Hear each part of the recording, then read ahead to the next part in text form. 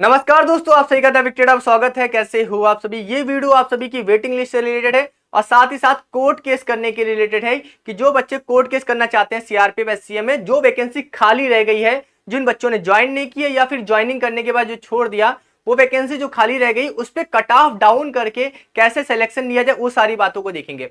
मेरे पीछे जो आप सभी को नोटिस दिख रहा है, ये एक बच्चे द्वारा लगाई गई एप्लीकेशन थी सीआरपीएफ में, जिसका जवाब दिया है सीआरपीएफ ने उस जवाब में क्या लिखा है आप सुनो, बहुत इंटरेस्टिंग है आप सभी के लिए। ठीक है, उसके साथ साथ मैं आपको कोर्ट केस की सारी डिटेल बताने वाला हूं, सब कुछ पता चल जाएगा। वीडियो अच्छी लगे तो एक लाइक करना, चैनल को सब्सक्राइब करना, शेयर करना दोस्तों के साथ कि भैया ये चैनल बहुत अच्छा काम कर रहा है, आप इसको सब्सक्राइब जरूर करो।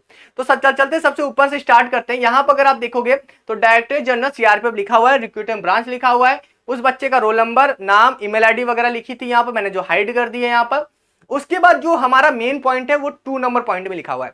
सबसे पहले बच्चे ने बोला था कि भैया हमारा सिलेक्शन क्यों नहीं हुआ, हमें हमारे स्कोर बता दो। तो उन्होंने स्कोर बता दिया।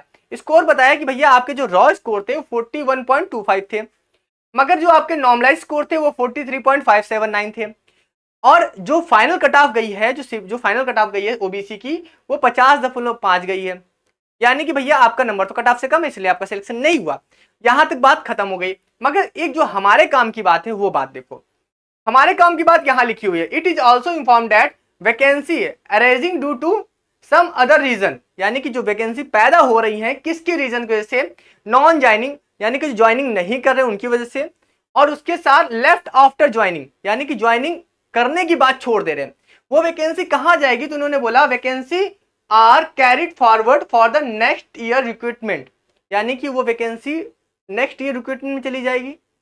यहां विल बी को उन्होंने आर कर दिया, यानी कि मेरे पास जाएगी नहीं, चली जा चुकी है, यानी नेक्स्ट ईयर की वैकेंसी में जा चुकी है। इस बात को आप गौर फरमाना मेरे भाई कि जहां पर भी इन्होंने विल भी लिखा था सही था, विल भी जाएगी होना चाहिए था फ्यूचर में, मगर उन्होंने आर कर दिया, यानी कि प्रेजेंट में जा, मतलब चली गई है, जा रही है वैकेंसी उसमें जा रही है मेरे भाई। अब समझ टेंस को पकड़ना। उसके साथ यहां पर बोल दिया आर देयर, देखो ये चीज हो गया। उसके बाद इन्होंने ये भी बोला as there is no provision for maintaining और रिजर्व वेटिंग लिस्ट, इन्होंने बोल दिया कि सीआरपीएफ में ऐसा कोई प्रोविजन नहीं है कि हम कोई रिजर्व लिस्ट निकाले या वेटिंग लिस्ट निकाले।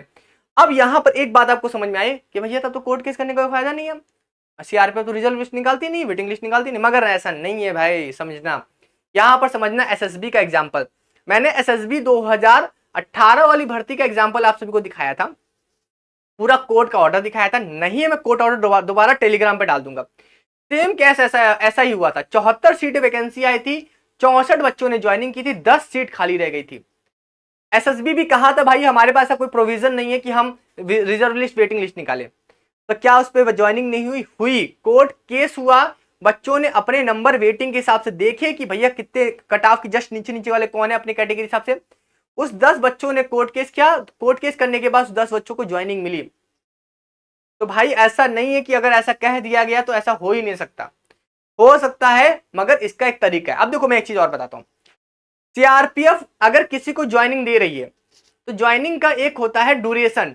जैसे कि मान लीजिए आज मेरे पास ज्वाइनिंग लेटर आया, अब मुझे रिपोर्ट करने के लिए बोलेगा। मान लीजिए अभी अप्रैल में ज्वाइनिंग लेटर आया, मुझसे बोलता है आप मई में आपको रिपोर्ट करना है। मई में मैं गया, हो सकता है जो वैकेंसी अभी खाली रह गई है उसमें कुछ बच्चों ने एक्सटेंशन ले रखा हो। एक्सटेंशन कैसे ले रखे होंगे? एप्लीकेशन के थ्रू ले रखे होंगे, वहां जाके ले रखे होंगे। तो भाई सीआरपी तो वेट करेगा ना, भाई एक्सटेंशन ले रखा है किसी बच्चे ने, किसी चीज के लिए वेट, किसी चीज के लिए भी एक्सटेंशन ले रखा है, उसका वेट करेंगे। और सीआरपीएफ खुद से भी वेट करता है, क्योंकि एक प्रोविजन है कि 6 महीने बाद वो ज्वाइनिंग लेटर एक्सपायर हो जाता है। जैसे अगर आज मुझे ज्वाइनिंग लेटर इशू हुआ है और मेरी ज्वाइनिंग डेट मान लीजिए मई की है, तो आज इशूइंग डेट से वो ज्वाइनिंग लेटर है 6 महीने तक वैलिड रहता है।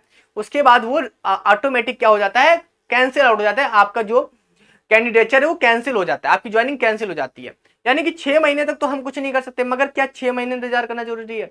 नहीं, क्योंकि होता क्या है, जब आप ज्वाइनिंग के लिए जाते हो तो ज्वाइनिंग अगर आप नहीं करते हो तो हर एक महीने पे लगातार 30-30 दिन पे आपको 3 मिलते हैं। अगर हम बात करें, मेरी बात करूं मैं, तो मैं जब आईटीबीपी में था तो मैं भी यही काम करता था, क्योंकि मैं भी रिक्रूटमेंट वाली सीटें बैठता था।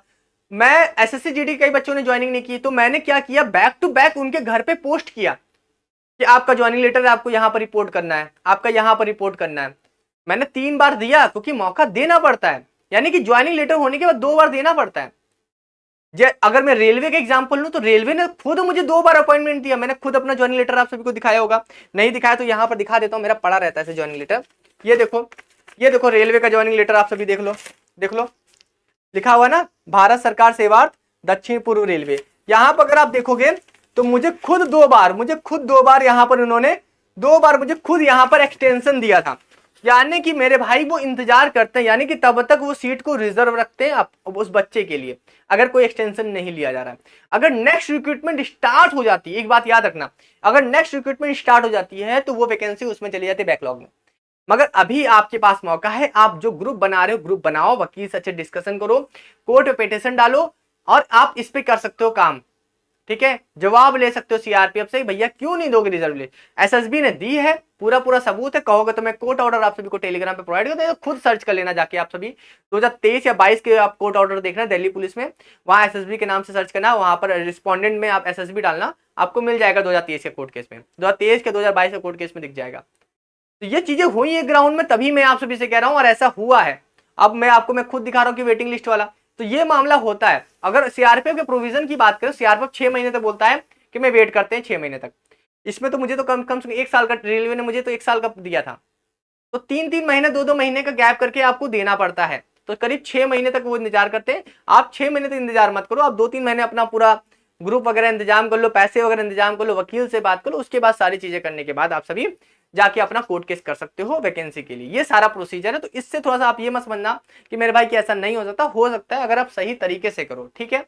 तरीका सही होना चाहिए, आपको सफलता मिल जाएगी, ठीक है। मगर यहां पर एक बड़ी समस्या आ रही है कि हर बच्चे को इस तरह का अगर स्कोर पता चल जाए, हर बच्चे को अगर इस तरह का स्कोर पता चल जाए, तो हमें क्या होगा कि ये अंदाजा हो जाएगा कि भाई किसका सिलेक्शन हो सकता है, किसका सिलेक्शन नहीं हो सकता। अब देखो 50.50 कट ऑफ गई है, अब इससे जिससे कम नंबर होगा, जिसका 50.49 होगा, 50.48 होगा, 50.40 होगा, वो बच्चा अगर कोर्ट केस करे तो मुझे लगता है कि वो ज्यादा सही रहेगा, क्योंकि वहां पर सिलेक्शन होने के चांस रहेंगे ना। पता चला कि आपने कोर्ट केस किया, कोर्ट केस करने के बाद सीआरपीएफ ने कट ऑफ डाउन की, आपने कोर्ट केस किया है मगर आपको फायदा ही ना मिला, ठीक है, समझ रहे हो। एसएसबी वाले केस में ऐसा हुआ था, 2-4 लड़के ऐसे थे जिन्होंने कोर्ट केस किया, उनको ये उनका नंबर कट ऑफ से बहुत ज्यादा कम था, मतलब कट ऑफ डाउन करने के बाद भी उससे कम था, तो फिर उसकी जगह पे उन बच्चों का सिलेक्शन हुआ जो उस कट ऑफ के जस्ट नीचे थे। तो आप मेरी बातों को समझ रहे हो। तो कोर्ट केस करने से पहले इस डेटा को आप निकाल सकते हो, जो मैंने कह रहा था कि आप निकाल, ये सीआरपीएफ सोचो तो कोई सीआरपीएफ ने जवाब दिया ना, मैं आपको कहीं गलत गाइडेंस नहीं देता, सही गाइडेंस आप सभी को हमेशा देता हूँ, ठीक है। चलिए फिर वीडियो को समाप्त करते हैं, बाकी आप कमेंट बॉक्स में कोई डाउट हो तो कमेंट बॉक्स में कमेंट जरूर करना। चलिए फिर अभी के लिए चलता, मिलते हैं नेक्स्ट वीडियो में। Thank you so much.